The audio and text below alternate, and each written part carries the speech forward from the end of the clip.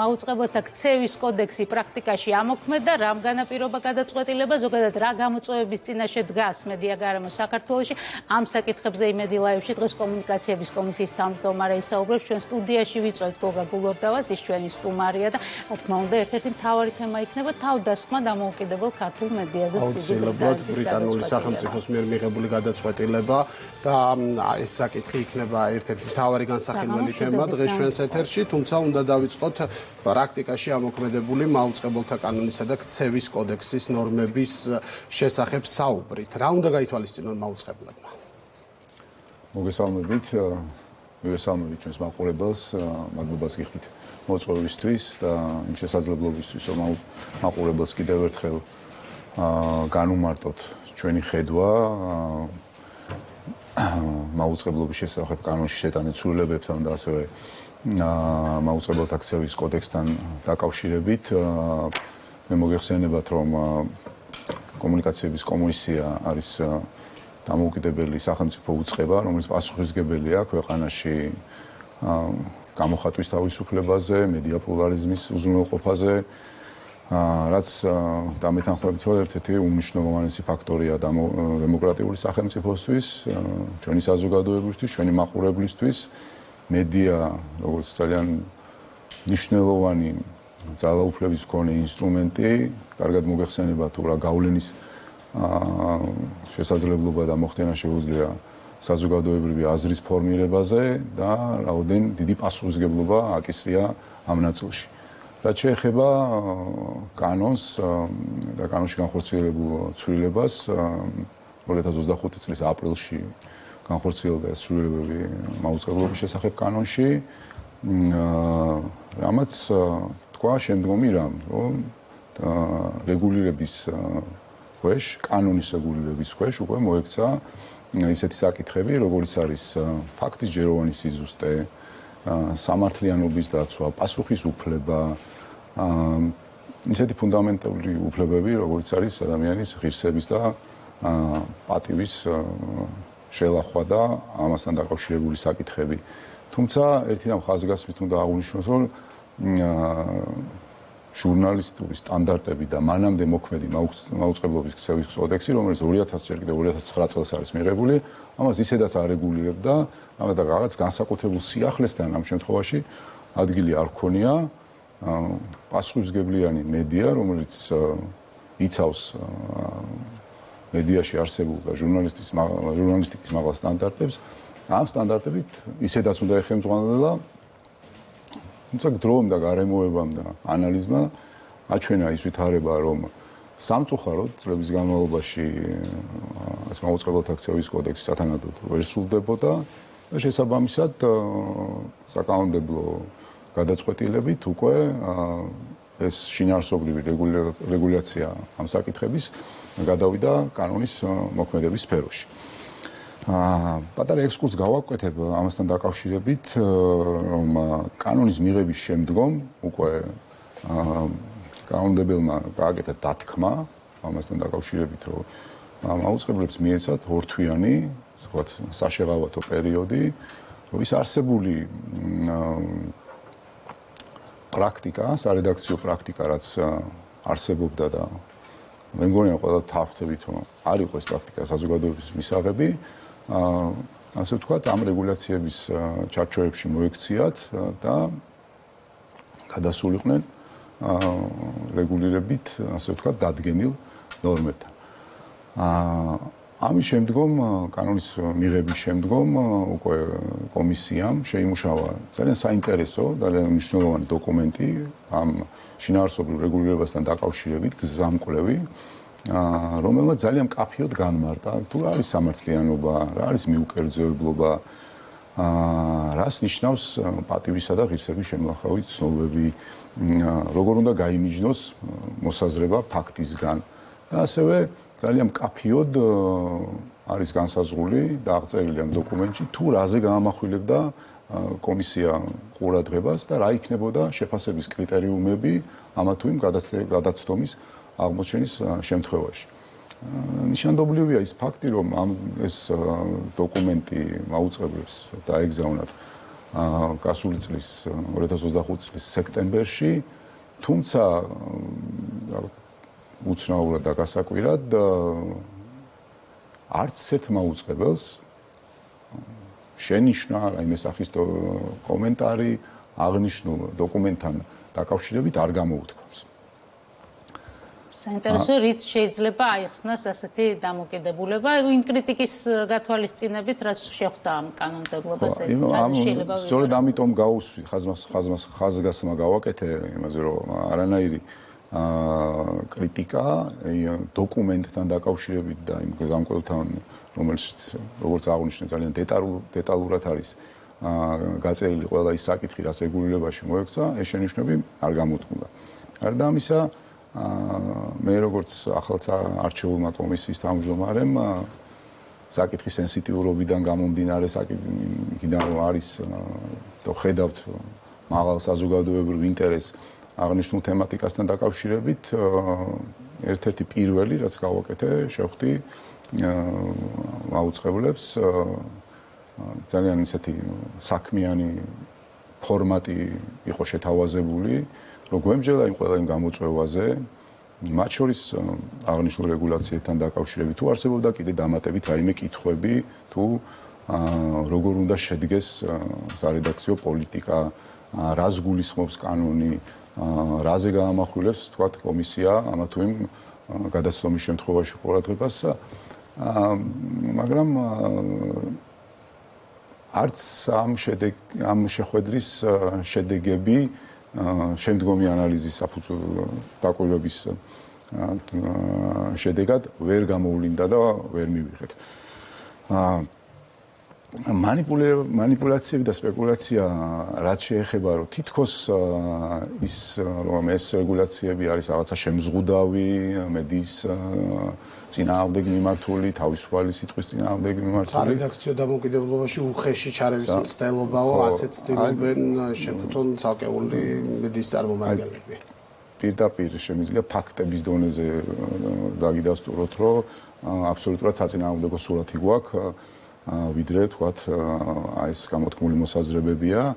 მიუხედავად იმისა, რომ არსებობდა ეს ორთვიანი საშეღავათო პერიოდი, კომისია კანონი მიღებულია, როგორც ცვლილებები კანონში მიღებულია, როგორც აღნიშნე 2025 წლის აპრილში, როგორ წელიწადი სრულდება, თუმცა კანონზე მორეაგირე და აღმასრულებელი უწყება ამ შემთხვევაში კომისია ჯერ კიდევ თითქმის წელიწადია რჩება მხოლოდ საჩივრებზე რეაგირების რეჟიმში და არ შესულა შინაარსობრივი რეგულირების ნაწილში. სულ 10 საჩივარია ამ შინაარსობრივი რეგულირების კონტექსტში განხილული. აქედან 4 შემთხვევაში მაუწყებელი ცნობილი იქნა სამართალდამღვრად, თუმცა 4-ვე შემთხვევაში გათავისუფლდა პასუხისმგებლობისგან. ამას მინდა ხაზი გაუსვა, რომ ეს არის სადამსჯელო მექანიზმი. არგუმენტი და აპელირება იმაზე, რომ ეს ვინმე სჭირდება სადამსჯელო მექანიზმის გამოყენება რომ დომოდა, კომისია შეეძლო უფრო მკაცრი სანქციებიც გამოეყენებინა და უფრო მათ შესულიყო, თქვათ, ამ პროცესში, ვიდრე მანამდე იყო შესული. მაგრამ ფაქტი და მოცემულობა და შედეგი არის ის, რომ ვერც ამ ასეთმა დამოკიდებულებამ ვერ შეცვალა სამწუხაროდ ის სურათი, რაც გვაქვს მედიაში და კიდევ ერთხელ მინდა მკაფიოდ განვაცხადო, რომ არავითარ შემთხვევაში ეს რეგულაციები არ არის მიმართული არც ერთი მედია საშუალების შეზღუდვისკენ, პირიქით რეგულაციები არის მიმართული იმის, რომ გაჯანსაღდეს დღეს არსებული მედია გარემო, სადაც აი ეს არის მნიშვნელოვანი, რა იგულისხმება გაჯანსაღებაში და რა გამოწვევას პასუხობს ეს კანონმდებლობა. რა არის ის ძირითადი პრობლემები, რაც ახასიათებს დღეს მაუწყებლობას, რის გამოც უბრალოდ აუცილებელი გახდა ალბათ პირველ რიგში მაყურებლის ინტერესების დაცვის გამო აი ესეთი რეგულაციების და ნორმების შემოტანა. რა თქმა უნდა, პირველ და ამოსავალი აქ არის ჩვენი საზოგადოების და მაყურებლის ინტერესების დაცვა. დღეს გვაქვს ესეთი სურათი, რომ მედია სამწუხაროდ. და არ არის ბოლოდროინდელი სულათი წლების განმავლობაში დაგროვილი პრობლემები და გამოწვევებია, გაჯერებულია ალბი ამბებით, მიკერძოებული საინფორმაციო გადაცემებით, ფაქტის დამახინჯებით, ხშირ შემთხვევაში პოლიტიკური, რელიგიური თუ სხვადასხვა ნიშნით პოლარიზაციის გაღვივების, სიძულვილის ენის დათესვით, რაც საბოლოო ჯამში მედიის გავლენის, საზოგადოებაზე გავლენის მასშტაბიდან გამომდინარე, უკვე გაცდა იმ ჩარჩოებს, რაც მედიაში არსებული გამოწვევა და პრობლემა ჰქვია, ის უკვე გადავიდა საზოგადოებაში და ძალიან მარტივი ტესტი და მაგალითი შეგვიძლია ამისი მოვიყვანოთ, თუ რაოდენ პოლარიზებას ახდენს მედიიდან გამოწვეული ზეგავლენა უკვე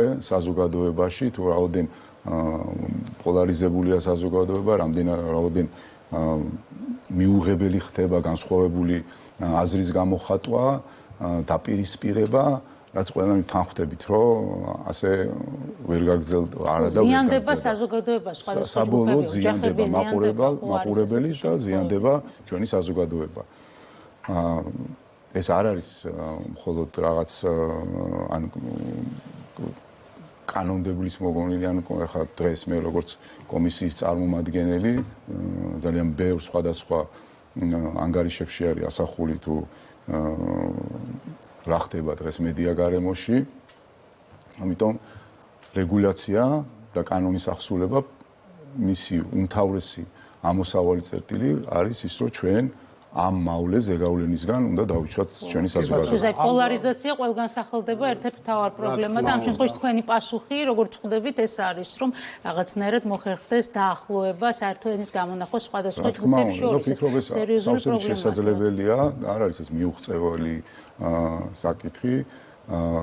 მე ვფიქრობ, რომ ყველანი მიუხედავად ასთა სხვადასხვაობისა, ძალიან კარგად ვაანალიზებთ საბოლოო ჯამში ამ ნეგატიური გავლენის შედეგებს და შეგვწევს ერთობლივი ძალისხმევით ის, რომ მედია დაუბრუნოთ მაღალ სტანდარტებს. მედია დაუბრუნოთ სტანდარტი მნიშვნელოვანია, თუმცა ამასობაში უნდა ვისაუბროთ იმ მოვლენაზე, რასაც ქვია ბრიტანული ხელისუფლების თავდასხმა ორ წამყვან ტელეკომპანიაზე და რომელიც ძალიან უცნაური მოტივებით აიხსნა, რომ თითქოს უკრაინის სუვერენიტეტს და დამოუკიდებლობას საფრთხეს უქმნის ტელეკომპანია იმედის და პოსტივის მიერ გავრცელებული ინფორმაცია. საინტერესოა, როგორ აფასებს ამ ყველაფერს კომუნიკაციების კომისია, რამდენად შეესაბამება ეს ნაბიჯი დემოკრატიას და თავისუფალ სიტყვას. მე შევეცდები მოკლე ვიყო ამ პასუხში, ვინაიდან ზოგადად მედიის თავისუფლების შეზღუდვა მხოლოდ მტკიცებულების მაღალი სტანდარტით, განსაკუთრებული საფუძვლით და საგანგებო კანონისმიერი პროცედურით არის დასაშვები. ნებისმიერი ამგვარი ქმედება, ვისგანაც არ უნდა იყოს ეს გადადგმული, უნდა იყოს გამყარებული მხოლოდ უტყუარი მტკიცებულებებით და როცა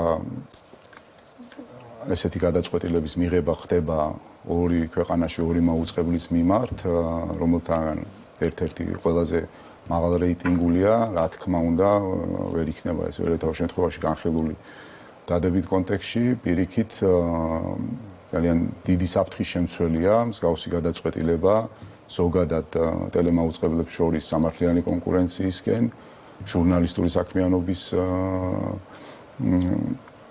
განხორციელებისკენ და ზოგთლიანად მედია პლურალიზმისთვის წარმოადგენს საფრთხეს. მე უფრო ხმა შინაარსობრივ განხილვაში ხა ამ საკითხისა ვერ შევალ, თუმცა ფაქტი რჩება ფაქტად, რომ ამ საკითხთან დაკავშირებით არის ძალიან ბევრი კითხვა დაგროვილი და ეს კითხვები ალბათ საჭიროებს გამჭვირვალე პასუხებს. რა თქმა უნდა, ზოგადად მაუწყებლის შეზღუდვის მცდელობა მიუღებელი მოვლენა არის, რაც არ უნდა დაედოს მას საფუძვლად, მაგრამ არგუმენტებსაც ხომ აქვს მნიშვნელობა. აი, ამ მოსაზრებებით, ამ ფაქტებსაც ვერ დავარქმევთ იმათ, რადგან იყო საუბარი, უბრალოდ აბსურდი იყო და ვისაც უხაროდა ეს გადაწყვეტილება, მათთვისაც კი მე დამშეშტაბეჭდილება, რომ ცოტა სიურპრიზი იყო ასეთი არგუმენტაციით ამ გადაწყვეტილების მიღება.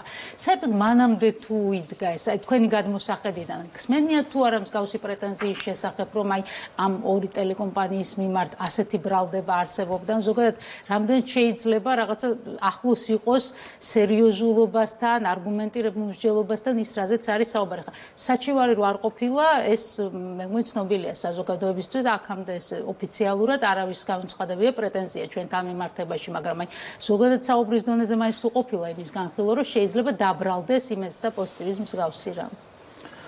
კი ბატონო, მოგახსენეთ ამაზეც, სწორედ საქმის მაგაშია, რომ ზემოაღნი ის თემატიკა და ის საკითხები, რაც ზემოაღნიშნულ გადაწყვეტილებას დაედო საფუძვლად, არც პრეტენზიის დონეზე, არც საჩივრის დონეზე კომისიაში არავის მოუმართავს.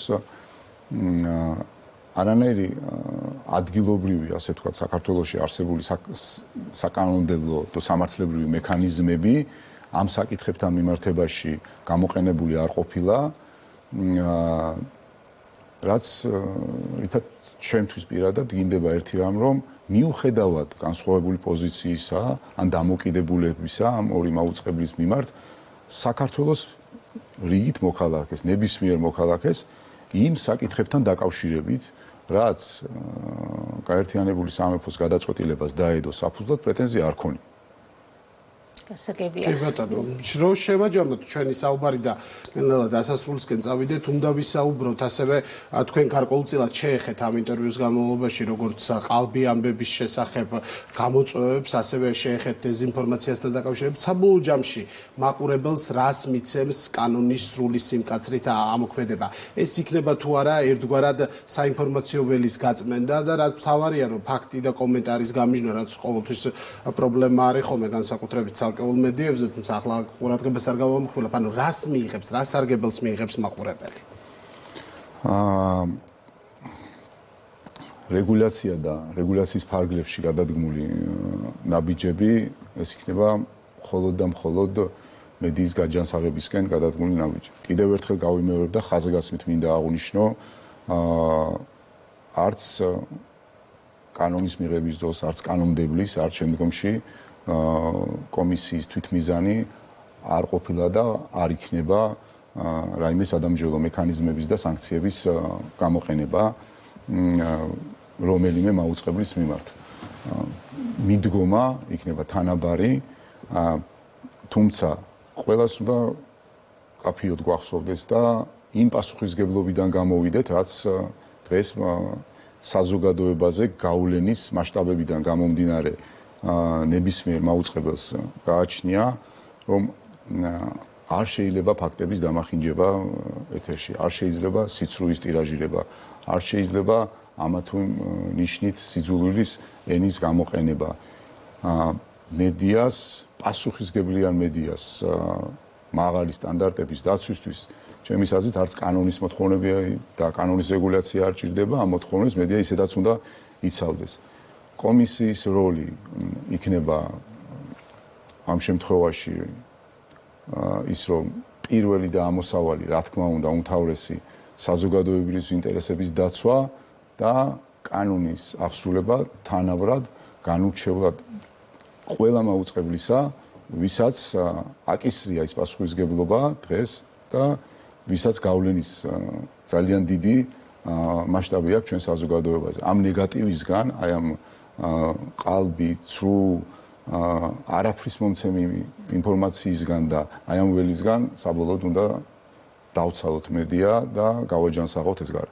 მით უმეტეს, როგორც თქვენ აღნიშნეთ, საუბრის დასაწყისში არანაირ განსაკუთრებულ სიახლეს და რამე დამატებით შეზღუდვას ეს კანონმდებლობა არ მოიცავს. ეს არის ის წესები და სტანდარტი, რაზეც დიდი ხანია შეთანხმებულია მედია გარემოს, ასე ვთქვათ, წარმომადგენლობა ამ სფეროში მოღვაწე ადამიანები და ვფიქრობ, რომ ღირსების საკითხია ის, რომ ის რაზეც შეთანხმებული იყო, თუშოთ ყველა ვინც კი ჩართული იყო ამ სფეროში, ამ რეგულირების და ასე ვთქვათ, სტანდარტების შემოღებაში, უბრალოდ ეს ყველაფერი უნდა დავიცვათ. ეს არის ძალიან მნიშვნელოვანი. თუ კი რაიმე სხვა ინტერესი არ არის და ესეც ძალიან კარგად გამოჩნდება, არის თუ არა აქ რაიმე პოლიტიკური თუ სხვა ტიპის ინტერესები. ფაქტის ჯეროვანი სიზუსტე, სამართლიანობა, მიუკერძოებლობა, პირადი ცხოვრების შეუხებლობა, ეს არის ქართული სტანდარტი. ეს არის საყოველთაოდ აღიარებული ევროპული, მათ შორის ბრიტანული სტანდარტი და აქ ხაზი მინდა გაუსვა, რომ სწორედ აი შინაარსობრივი რეგულირების ნაწილში ჩვენი კანონმდებლობა და უკვე შემდგომში შემუშავებული გზამკვლევი მაუწყებლად ქცევის კოდექსი სწორედ რომ ბრიტანულ მოდელს ეფუძნება. ბრიტანულ მოდელს ეფუძნება ძალიან ბევრი ქვეყნის ევროპული ქვეყნის კანონმდებლობა მედია რეგულირების ნაწილში და იმასაც მინდა ხაზი გაუსვა, რომ სანქციები და სადამსჯელო მექანიზმები ბევრად უფრო მძიმეა იმ ქვეყნებში, ვიდრე ეს ჩვენი კანონმდებლობით არის გათვალისწინებული. ხაზ გაუსვენ, რომ ჩვენი თვითმიზანი არ ყოფილა და არ იქნება სადამსჯელო მექანიზმების გადადგმა, თუმცა მედიასაც აუცილებლად მოუწევს თავისი წილი პასუხისმგებლობის აღება ამ ნაწილში, რომ კანონი არსებობს იმის, რომ კანონი უნდა ახსოვდეს. დიდი მადლობა ინტერვიუსთვის კომუნიკაციების კომისიის თავმჯდომარე გოგა გულორდავა იყო ჩვენი სტუმარი.